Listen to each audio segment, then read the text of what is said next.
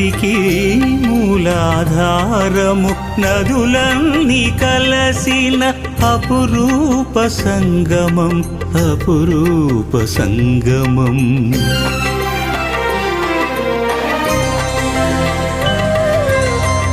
ఏమి నా పుణ్యము చేరితి నీ పాదము బాపగా పాపము శరణమీ పాదము